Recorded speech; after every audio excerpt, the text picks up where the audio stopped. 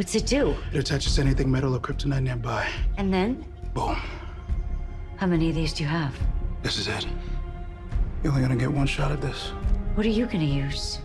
Something that makes a bigger boom. Okay, so we're very close to the end now. Have you been following the reaction to Superman Lois season 4 so far? I have. It's funny. Like I do. I try to have a very healthy relationship with social media and online stuff. So like, I don't do a deep dive. I do a little bit of digging, like a light bit. But I know people have been receiving it well. I have one of my friends who lets me know. He doesn't wait for me to ask. He's like, dude, man, this has been great. Like, it's just been like a perfect season. Although apparently he didn't love one episode. I don't know which one it was. But no, I think. The thing I was telling people before the season even premiered was, just based on reading the scripts, even before, obviously we're shooting it and that's one thing, but just from the scripts that they were giving us, what Todd Brent and the rest of the writers were able to do with the restraints they had. Because literally they're like, hey, we know that this show's been going this certain way with an entire cast. Guess what? You're gonna do the same thing. We're gonna cut your budget by a third and you're gonna have less people to do it with, but we still want you to make a solid season. So I know fans have been really happy with it. I was happy. I was shocked how good of a job they were able to do. So yeah, it's been good. It's been great. That's good. Again, I don't think any one of us ever expected that this was the way that the show. Again, the fact that the show is ending this early is still shocking to me. But the fact that also that the show just looked visually different in terms of the environment of people that we were used to. So, the fact that we even got so many of you guys back, spread throughout the season was still, I cannot imagine I don't know how much number crunching Todd and Brent had to do, but I don't envy their jobs. Yeah. And that's the thing, Ian, we have our oh Jesus Christ, not our DP, Lord, this is telling you how old I am, but I'm blanking on Ian's thing. But our supervisor producer, our line producer, Ian, who's the one who really is in charge of all that stuff. He was able to put it together too. People, the thing about any TV show, or not even just TV, but film as well, you see the actors. That's who you see. And then, of course, on the press tours, you'll see directors, of course, some things like that or whatever. But there's a whole set of crew that people don't get to see. And who, without them, this show would be nothing. I ever since day one, the visuals, I looked at that, I was like, how are they doing these visuals? And then again, going to season 4, how are they able to maintain that quality with, again, another reduced budget? Amazing. These people are amazing at their jobs. Yeah, because again, I was not expecting to see, for example, Doomsday as much as we did, because I'm like, okay, we're gonna have him, he's gonna be brooding around for 2 episodes and he's gone. But he he became a little regular cast member himself this year. He did. Apparently, from what I understand, and again, I have rudimentary knowledge of this. I'm not a tech guy, but apparently they were able to do a lot of the tech stuff, building him before in season 3. So they had the assets apparently. So therefore that made it a little easier. It'll be harder if suddenly this season they were like, hey, we're gonna introduce Doomsday in season 4. It's what are we gonna do? But they already had the assets, and then Paul, who was the stunt guy who does it, who does Doomsday and mocaps and all that stuff is really, really good. And it's just people behind the scenes getting stuff done. It's great. Can you take me back to the day of filming? Getting the script for the final episode, but then also starting working on. Because I'm imagining that it was very emotional, for sure. Or did the emotion hit once you guys got to the final day? Yeah, no, that's a great question. I'm a person where I don't get hit with the things until it's happening. Because there's always so much happening in life that for me, I'm like, it's a final script. Oh, wow, whatever. This is weird, but that's later. We're not shooting that right now. But shooting the episode and getting to the final, scenes, actually now I'm starting to get emotional about it.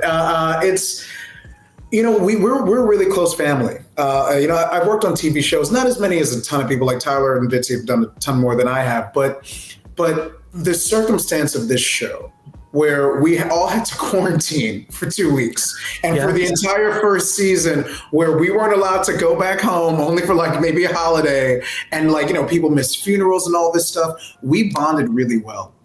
So to like what we did, which is really, really sweet, was like, people would show up on set even if it wasn't their day. Like Eric was there like every day. I love Eric. Eric probably has the biggest heart. Eric and Emmanuel have the biggest heart of the cast. And like, so everyone, getting to see their final scenes and then giving a speech, and us doing that. And then like everyone gets emotional. And like even Taylor got emotional. She's like, I don't get emotional. And then she did. It happened to me. I was like, you guys are gonna get me, and then I got emotional. But I will tell you, the most beautiful thing was so the last shot, the stuff of like Tyler and Bitsy and the fantasy stuff, and him seeing her in the dress and all that. We were all there. We all stayed that entire day, and seeing it. Oh God, I'm shocked that I'm getting emotional from it. And seeing them shoot that scene and us all being there till I don't know what. 2:00 in the morning, whatever it was, I don't remember. And then, like Bitsy giving her speech and Tyler giving a speech and the crew and whatnot. That was, that's the thing about the family we created on the show. It's, or I should say even behind the scenes, that's something you can't really recreate. It's going to be really hard. And I'm shocked that I'm crying a little bit over this from this. So damn you, Andy, because I really... It just shows that how much you care about this. That this wasn't just a job. This was like a passion chapter for your life. It was, and for me, this is the biggest show I've done. And the biggest character I've got to do. Like I got to ride with him for 4 years, and with these guys and these women and men and all this, like who I've got to bond with and become really close with. Yeah, it's crazy, and we were talking before we started about like it would be nice if there were more seasons. Like obviously I thought, like we all thought when we first started, this is back in the day. This is like COVID times in 2020, and Mark Pedowitz is head of CW and like all this other stuff, and it was just a different kind of idea. We're like, oh, we'll go for many seasons. I think they were like, you go for 7 seasons, whatever you want, and so we thought we would have more time. But instead, we got 4. But I'm just thankful that they gave us the 4th because they didn't have to do that, and that would have really sucked for the series finale to be Tuesday and Superman being like. I was so like the amount of anxiety I was feeling that week. I'm like, if this had been the final shot, and Cedar goes like, nah, we're not gonna bring this back. It's going away with the rest of the other shows, and I'm like, you mother, like it would have been so cruel. I know. I give Todd and Brent a lot of credit because I was like, that's balls to be like, we're just gonna do it.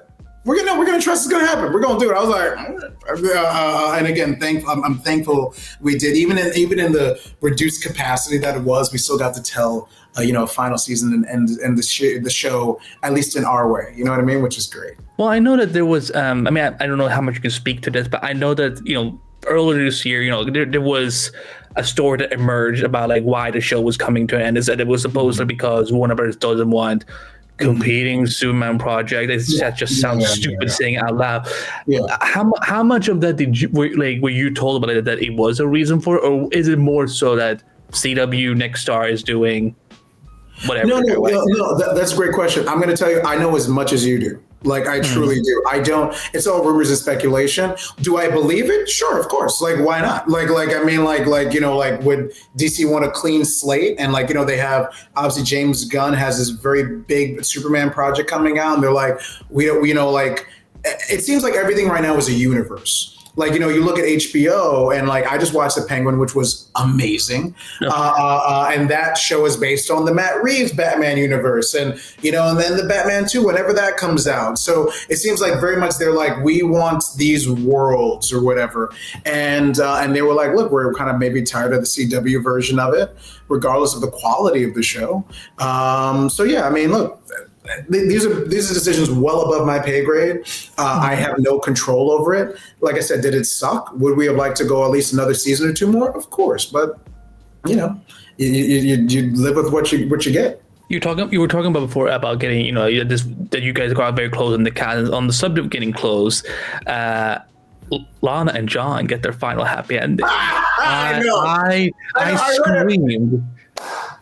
Can I tell you the funny thing about you asking about what happened when I read the script? Because like, okay, keeping it real, because like again, with the way the show was working now, because the only regulars on the show this season were the family and Lex Luthor. All of us just then popped in and out or whatever. So I literally, and like at the time I was shooting Lincoln Lawyer. So I was shooting both shows back and back. And one Superman shoots in Vancouver and Lincoln Lawyer shoots in Los Angeles. So wow, that sounds and both shows were so amazing and so sweet to work together. And I seriously mean that both line producers were like working with each other, and I'm very thankful for that.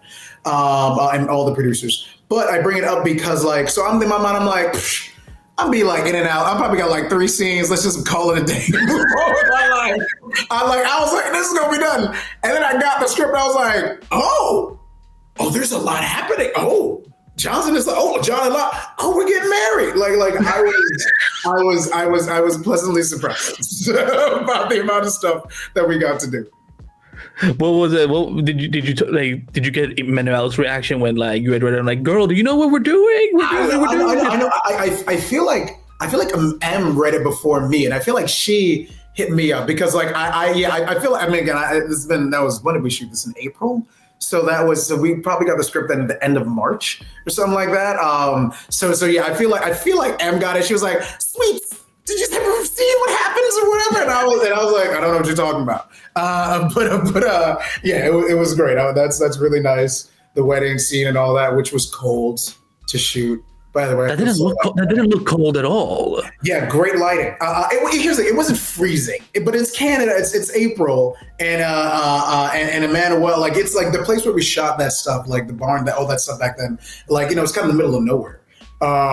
So like, and then over in Delta, over in Vancouver, and it's just a place where it's kind of like, we joke, it's like a vortex of wind and all this stuff. So I just felt bad for M. I mean, she looked gorgeous, freaking. That was a beautiful dress. But I was like, oh look, like they got like a little cute summer wedding and stuff. I'm like, okay, it wasn't summer at all. April, a little chilly. Like it's one of those. It's like cut, and then like jackets come out. So the team come out like Rapperson jackets. Like again, more people, like I said, like who behind the scenes were amazing, would take care of us, like Sonia, Jen, all these other people, who were great. So yeah, it was fun to shoot that episode. Yeah, I think like in that one episode, I think John smiles more in that one episode than he has over the course of 3 seasons. So I'm like, because listen, like these are the tropes with John Henry Irons, is that either his suit gets hacked, he gets wrecked, he gets stolen, or and he gets beat up. John gets beat up. Yeah, he gets beat up a lot. So the fact that I was kind of hoping that you would have like called Todd or Brent and be like, okay, if I'm coming back, am I gonna get something good, like happy for once? Yeah. You got some really good moments in this film. You could just slam. I still love you slamming Melden into the table. I feel like it's like your frustration finally coming up, being like, "You're the last mofo taking my suit." I know. Oops, I shouldn't curse. But yeah, that's the whole thing. Like, no, you're right. It's so funny because I remember. Was it after season 1? Yeah, I think it was after season 1, because like John and Natalie arrives and she's gonna come and John's like, oh, his daughter's here. It's like, oh my gosh. And I remember in my mind thinking, okay, great, so we're gonna build this character, like like the arc of season 1 was him getting over the hurt and the pain and his resentment against Superman. This is a new guy, and like, okay, cool, that's like the idea of the character in my head. Like he went through a lot of PTSD. Season 1 was hard to shoot for me. But then season 2, I'm like, okay, he's gonna come. I'm maybe a little lighter. Like I'm gonna actively be like, he's learning to live life.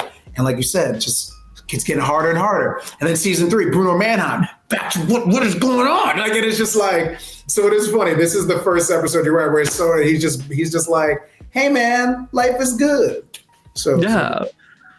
Yeah. I was just curious, like if because in the comics, Steel has such a big role in the death of Superman / reign of Superman.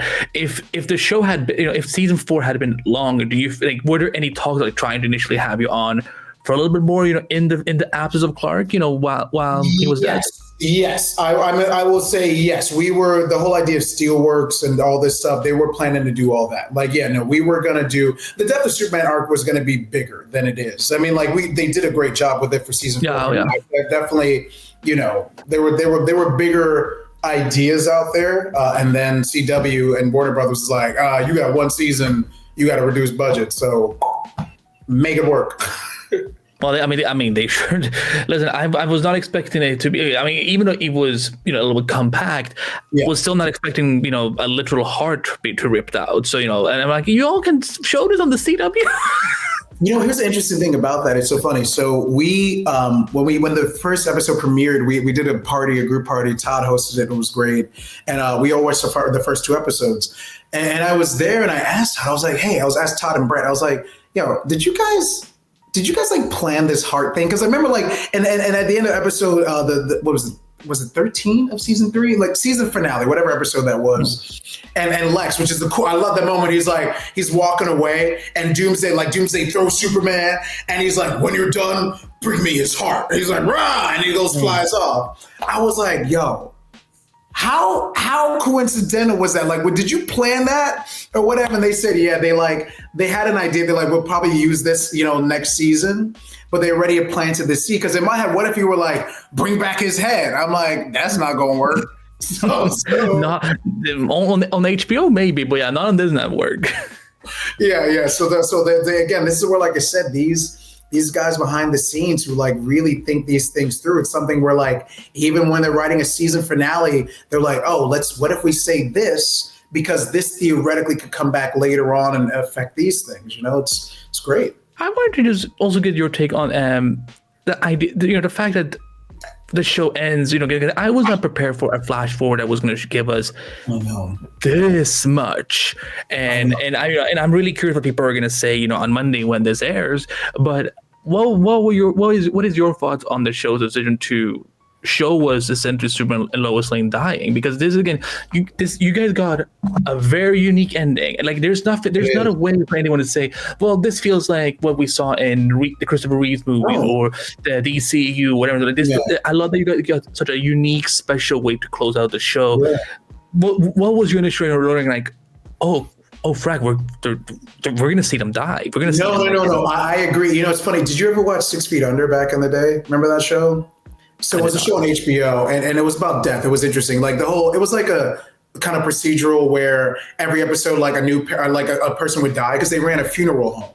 And that was the interesting thing. So death was the through line of the show. And they did the same thing where the series finale, you saw everyone die, which I always thought was fascinating because it went with the theme. So it made me think of that when I read it. But you're right, it was completely unique to this genre. And what I loved is, the reason why I've always loved this Superman and like Tyler's portrayal, and again, I'm not saying it just because like I like him and I'm a friend of Tyler's. Like I genuinely think he does a great job. I think he's 100% absolutely amazing. Is because for me, I don't know. Tyler has his own process, obviously, but I've always envisioned that he puts Clark first and Superman is the alter ego, and I feel a lot of times the way it's been done is Superman's the real guy and Clark is the alter ego, just being like, I'm really this buff guy who's going to beat up everybody, but I'm putting on my glasses to be, quirky and like whatever. I felt that this show has put Clark as the heart of the show, like Clark and Lois. That's why I remember, was it in season, I don't remember, whatever flashback episode they did where Lois is talking to her friend and she's interviewing Superman. Season 1. Season one. Yeah, I think it was like episode 11 or something. That's actually kind of probably been my favorite episode always of the show. That is also one of my favorite. That's the one I keep rewatching the clips of the most. I'm like, that's so sweet. It's so sweet, just Bitsy and Tyler and their chemistry. But I remember she's like, no, I don't care about Superman. I like Clark. Like that was I think that's been the whole idea of the show. So to loop back to your question about the ending. To me, what I loved about it's fitting, like ultimately he gets to become human and he's not used to it because, he's been an alien this whole time and has he's unlimited power and all this, but to sort of just become like everyone else and just to go old with his wife and the family.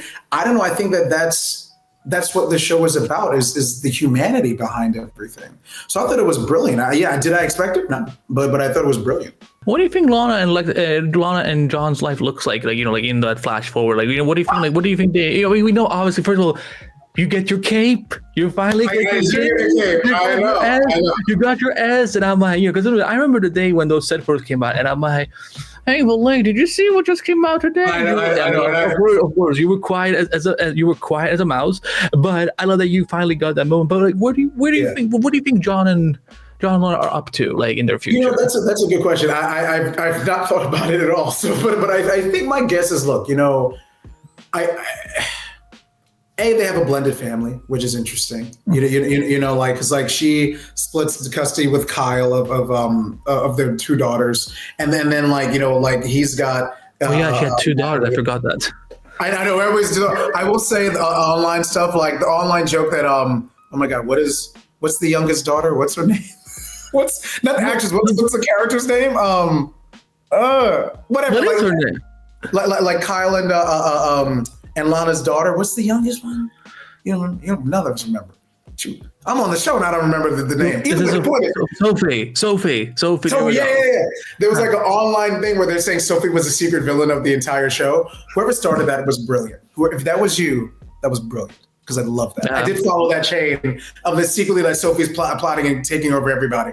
I thought that was great. But yeah, they're probably. I mean, like, look, I think for them, they find a way to make it work. Because Lana's in Smallville, John's in Metropolis. At least when we end, I think. But they just, I think it comes back to finding companionship. And what happened was both of them had separate spouses. And then that fell apart, and they kind of had to find themselves on their own, and then they found each other at the same time. And like, what better way when we're both going through the same kind of hardship to go through that together? I mean, I don't know if I would say if it fell apart for John, because he lost his wife to a massacre, it said. So it wasn't so much falling apart. It was more. But I mean, it's falling apart though. I mean, like, that's the thing. Like, he watched his wife die. Like that's insane. There's that. By the way, little trivia, insider knowledge. The original script of that, John was in the room when that happened. By the way, originally there was supposed to be like a chaos. There's a whole different script where that happened. They shot it the way they shot it was great, but like there was an original thing where like he's there, like, and with like seeing Lois, and like Dark Superman comes, and like she looks at him and she's like whatever, and then like they have this look. And he's in the room. I was like, again, it was supposed to be like a cave. I forget what it was. This is so you weren't just watching on the TV. Like, you were going to be like while she was reporting the news and stuff. Yeah. Again, because now the show's over, so it doesn't matter. Originally, what happened is Superman comes, because like the idea, where did John get his scar? What happens in that version of the script? J. Jameson wrote that as well. Was Superman comes in to fight fight Lois. Like, he sees that she's there. He visions the heck out of her and all this stuff. And something happens, and rocks start falling, and it falls on John's face. So that's he gets his scar. That's in the original script, which we never shot, and it got changed. But that's originally what happens. Yeah. Damn, that's a lot darker than I expected. I know. I love dark though. I was like, yo, this is dark. I mean, it's bad enough because he like has to watch it with like his daughter or whatever. That's the whole thing. But yeah, it was the original version where like he has to do, and then he has to be quiet because like Superman's gonna kill him. So it's like, and they get past knocked out or something. I don't know. It's a whole thing. I know that you were talking about it a little earlier, but that when you guys initially started the show, there was a lot of you guys were under the idea that this would go as long as maybe even season 7. And I know you're a big comic book fan, so I was wondering like if the show had gone on for a little bit longer, what are some arcs that you would have loved to explore with John? Something like specifically from the comic or something just within the show's continuity. That's interesting. Well, I mean like.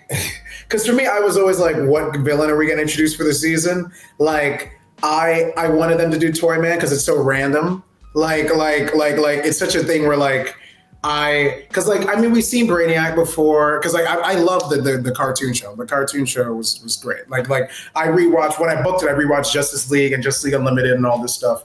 So for me, it was like, where can we go with these things? Like, of course, I knew we would do the death of Superman. And I was looking forward to it all. Like, we already had the Eradicator. We had me. We had one of the boys who's going to become Superboy. So I was like, when are we? We're like, where is what's the other Cyborg Superman? Cyborg Superman. I was like, we're going to do that. Is Mongrel going to come? Oh, actually, you know what I thought? And this is how dorky I am.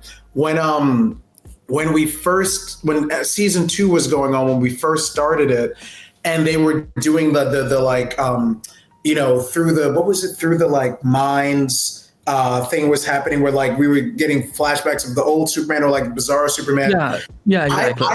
I approached Todd. I was like, "Whoa, Todd, wait, are these boom tubes? Is this a boom tube? Is whatever the girl the I forget the Granny Goodness? What's up?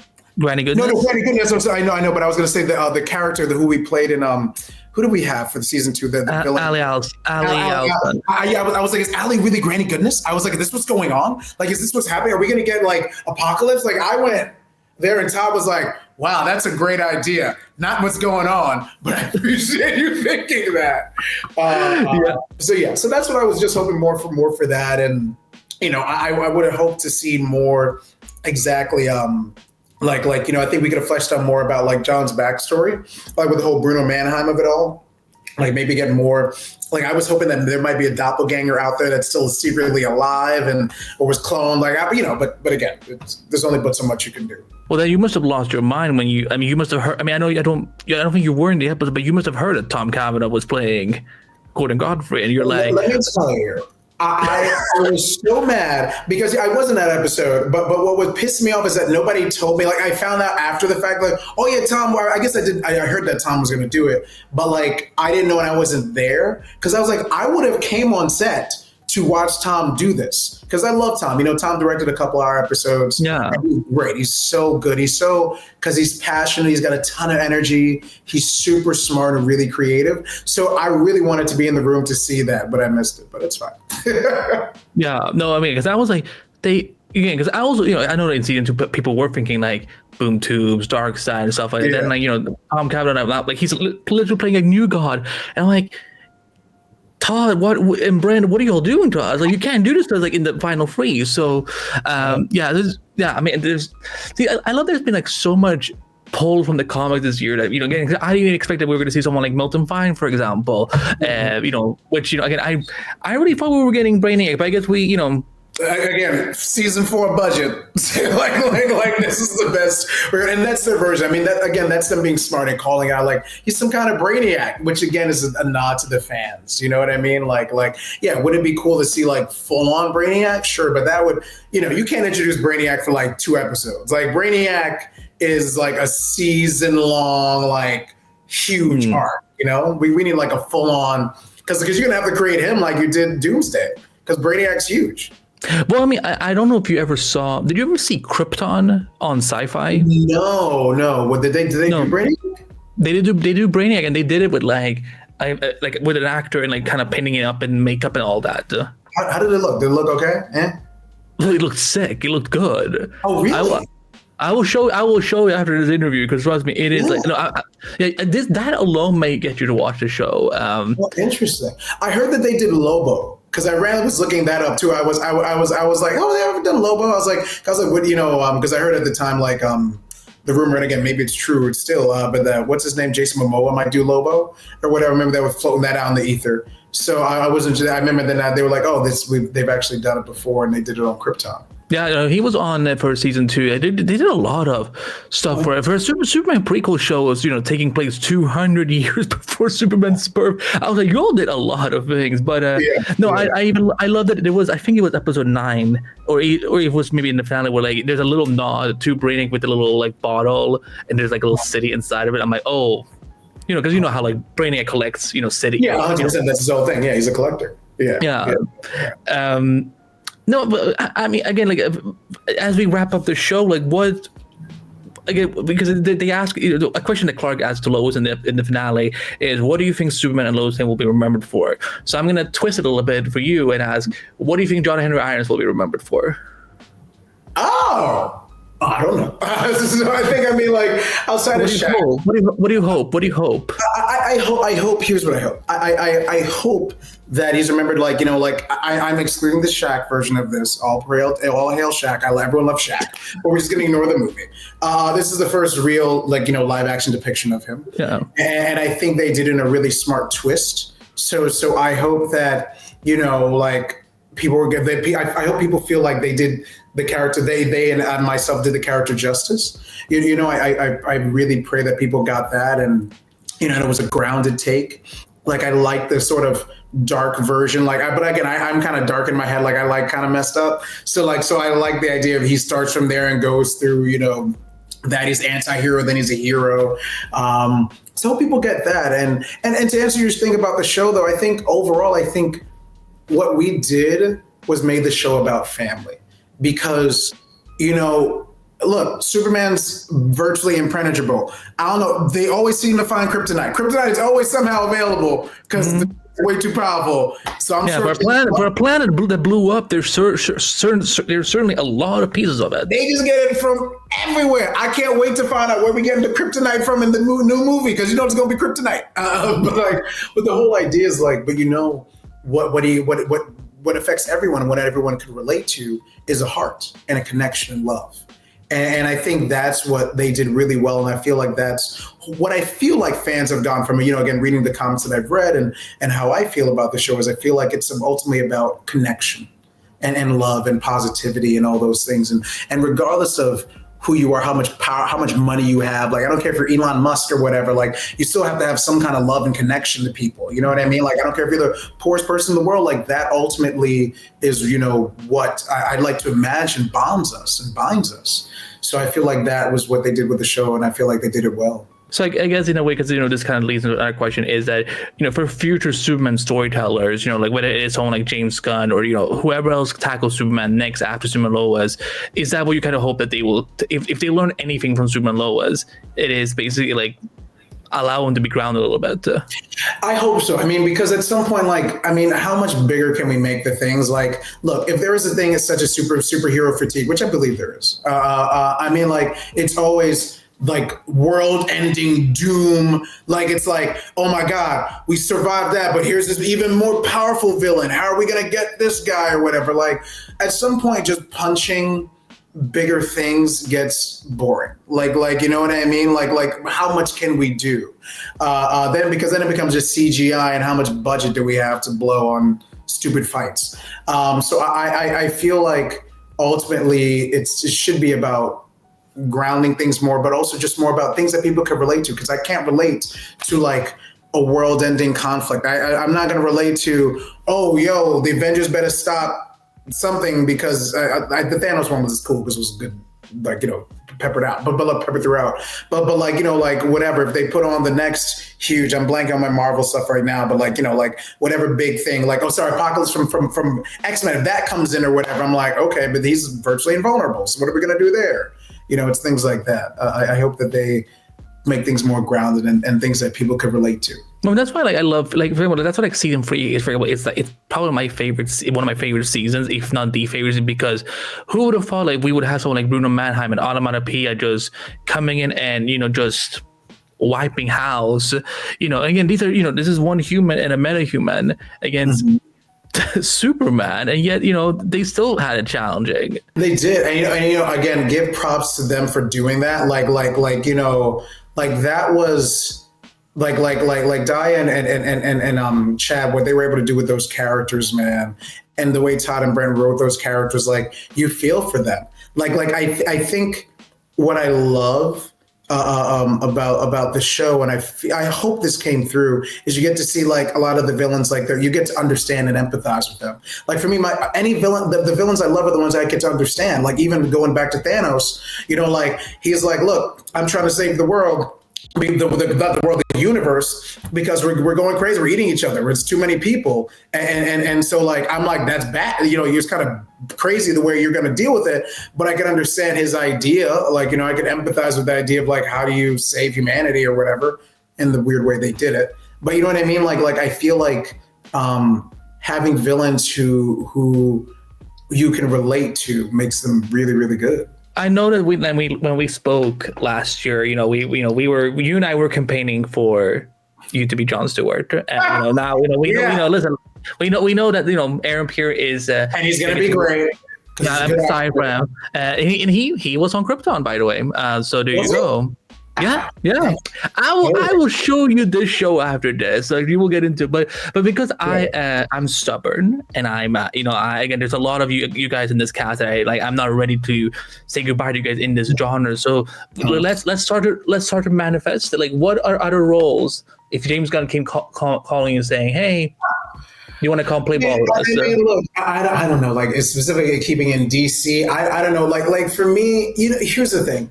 Whether it's DC or Marvel or whatever, for me it's just about the idea of the character. Like again, like what I loved about John Henry was his core wound of like having to go through that. Like I did a lot of research on that and PTSD. That's why season one was hard for me, just because the character was going through a lot of PTSD. Everything he's like trying to deal with all his backstory. So for me, it's just whatever. I just want to deal with a rich character who has an interesting backstory, who I can connect to, and then the audience then hopefully connects to that. That to me is what I want. I will say, like I played a lot of darker, heavier things lately, and I like that. Listen, I live there. I got a lot of crazy in my head, but I wouldn't mind doing something a little nutty, like I wouldn't mind doing something a little more in the quirkier, just to get like a Brooklyn Nine-Nine kind of like offbeat comedy, just for the fun of it, to shake things up. Because I'm that kind of guy. Like I like new challenges, and comedy is so much harder than dramatic acting, in my opinion. That's why comedic actors make great dramatic actors, but not necessarily the other way around. But yeah, that'll be something. So yeah, I don't know. Look, what in DC could I do? Yeah, whatever it is, whatever. Listen, just as long as it's got a good backstory. I don't care if it's the most minor character. I don't care if he's not a superhero. But if we understand him, hey, I'm here for it. I mean, at top of my mind, I think you could be a great Martian Manhunter. Which one? Oh, Martian Manhunter? Oh, there. Yeah. Yeah. What's his name? Oh, I guess that's the old one from the old Henry Cavill days. That guy. That'd be fun. Harry Lennox, yeah. Yeah. I remember they did, again, you go back to Justice League when they did it with him, and then he was like, how do I have to just basically learn to fit in here in your world, and I have to find connection. Again, Justice League Unlimited was so good. And regular Justice League, like that cartoon, Bruce Timm and all them. Oh, so good. Carl Lumbly is a goat. Like I'm like, yeah, dude, and that whole voice cast was amazing. Yeah, amazing. Clancy Brown is Lex Luthor. Like, dude, I rewatched, because like I said, rewatched this whole episode, the whole series. Do you remember the episode where Lex and Flash switch bodies? Yes.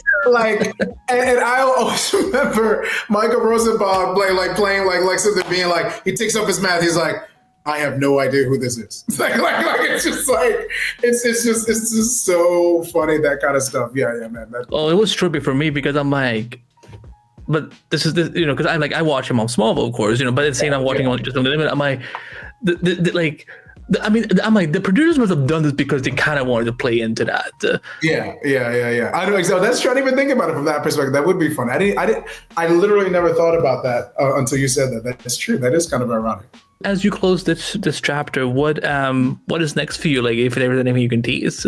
No. Right now, just hitting the grind. I mean, I've gone into some good stuff.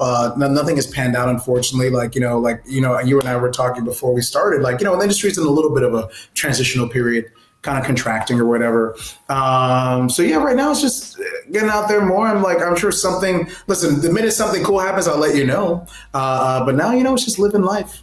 And continuing to pursue my passions, my dreams, but also stuff outside of the industry. And just I volunteer a lot, and I do other stuff with my life. But yeah, we'll see what happens. Are you gonna finally volunteer to watch Shaq's Steel movie? Every season, somebody asks me that, and I'm always like, yeah, and I still haven't done it. I will at some point. When, I don't know, but it will happen. What I'm watching right now, which is a really quick tangent, I'm binging through Slow Horses. I was late to the game. I don't know if you know, this is on Apple TV. Gary Oldman. It's like this spy thriller. It's like a British show. It's brilliant. So that's where my energy right now is watching this, because I got a free trial of Apple TV that's almost done. So I'm trying to finish it before my free trial is up. But no, it's an amazing show. No, I hear you. I hear you. No, but no, because I mean, I just want to get your take on it because again, I'm saying this not to blow smoke up your ass, but you're the actor who made Steel cool in live action again. Because listen, like I love Shaq, but Shaq, if you're watching this, yeah, everybody loves Shaq O'Neal, but like, listen, if he is ever watching this, your movie was not good. You know that, and he knows, but he don't care. He's got what? How many hundreds of millions of dollars? Yeah. But again, like you made John Henry Irons cool. Like now, like people who get the introduction of John Henry Irons, it is because of you now. Because again, like, and then that's why I'm like, I'm sad to see the show end so soon. But again, I'm happy the journey happened, and I'm happy that you got to bring this character to life. And despite all the trauma and grief and suit hacking and stealing, I'm happy that you were part of this. And I'm again because I would never expect it if we went back to season 1 and be like, yeah, so the stranger is not actually I know. And they even got to reference that in this season. I'm kind of like, and yet, like you and Michael Cullis never got to have a scene together, which drove me insane. I know. And he directed in episode 8, so it was great, and we got to work together a lot because through that. But I agree. I thought when I remember like the season finale of last year, I was like, oh, me and Michael, we gonna go at it. We gonna have a scene where like, yo, what's up with you? Because I know you from my planet. You know what I mean? Like I was ready. You used my name. You used my name. And here's the thing, my guess, I've not talked to Todd or Brent about it, but I'm assuming that was supposed to happen. But then, then they get the notice that your budget's getting cut and your cast is gonna be limited. So you're gonna have to work with the way with what you have. But I agree, that would have been amazing to deal with. I was looking forward to that too. How was by the way seeing someone else wearing your outfit? Like, was it kind of like? I was just. Damn. It was funny. Actually, no. I talked to Michael, right? Because I was like, "Hey, Michael, how's it in the suit?" Because here's the thing, and like on camera, it's cool. Like when you're a kid, you're like, "Oh, you get to wear a super suit. That's cool." The reality is that suit is hot. It is cumbersome. People make fun of me there was jokes throughout the entire show about, here comes Wolé, because like I squeak when I walk and I'm cumbered. Like we had an episode, there was an episode in last season where I was supposed to, Jay had directed it. It was with, I think it's like, was it when Superman, like Pia kills herself or whatever, and Superman brings the body? I forget what it is. Either way, there was supposed to be a scene where like Bruno, the son, Nat, and me were supposed to like come out onto the roof, and the idea was that we were all supposed to run out to the roof. But then they saw the version of me running. They were like, Jay was like, "Here's what's gonna happen. We're not gonna have you run. We're gonna just have you just superimpose. You're just gonna land into it." I said, "Great idea," because it was a mess. So the point is, I talked to Mike, and Michael's like, "Yeah, man, this a lot." I said, "Exactly, yeah." But he did it, man. It was hilarious. It seems like you seem like a lot of the times when you're in the suit, you become like the thing that like lights up the set. Because I saw your little video you posted a few months ago where what was it? You were gonna fly off and Bitsy like was standing to the side and you just couldn't hold it.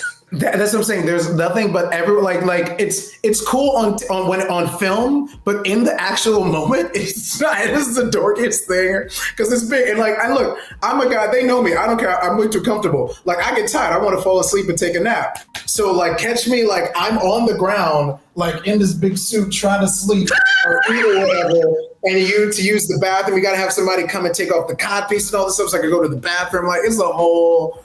Again, please tell me there's a picture of you just sleeping in this suit because that will be the funniest thing. I will see. I'm sure people have like plenty of, because I'm always passed out somewhere. That's me. I like at some point I need to crash and I get the energy back to do all that. But yeah, but again, that was just the fun of it. Like that's more the behind the scenes stuff of us working together. Like it's shooting with all these people. They're nuts. They're insane in the best way. Well, I mean, listen, as I said, I wish this was going for longer, and I'm happy this journey happened at all. And I can't thank you enough for what you and everyone who's worked their asses off for 4 years. Again, like I mean, like how they talk about like pandemic babies. You're like a pandemic show, and you guys like still thrived as much as you did. So I'm again, listen, you're stuck with me now. So I can't wait to see what you're doing next. There's nothing wrong with that. But Andy, seriously, back to you as well, because you've been a fan from day one, and you've been super supportive of the show, and that doesn't go unnoticed. And also to you and the fans or whatever, move directly in camera, like the fans. Speak to the audience. No, but I know people say that, and I don't, some people say it flippantly, like, oh, thanks for the fans. Like, no, like we had a show because of the fans, because if nobody watched, they wouldn't have kept making the show. So I'm thankful because, I got to go on a journey because the fans allowed us to go on the journey. So thank you. Thank you for watching. It was, I remember season 1 when they'd have like 2 episodes, then we'd be gone for 4 weeks. And then like 1 episode, then we'd be gone for 3 weeks because we were shooting. Everyone was getting COVID. We couldn't shoot. Everyone was insane to shoot. We were there for 10 months shooting the show. Season 1, it was nuts. So I know the fans have had a lot of patience. But they've just been really supportive, and I'm so thankful. So thank you, Andy, for being a fan and like a good supporter of us, and thank you for the fans for watching all these years. It does not go unnoticed at all. We really do appreciate it. It is time you finally accept you can't do this on your own anymore. He doesn't have to. We have an idea.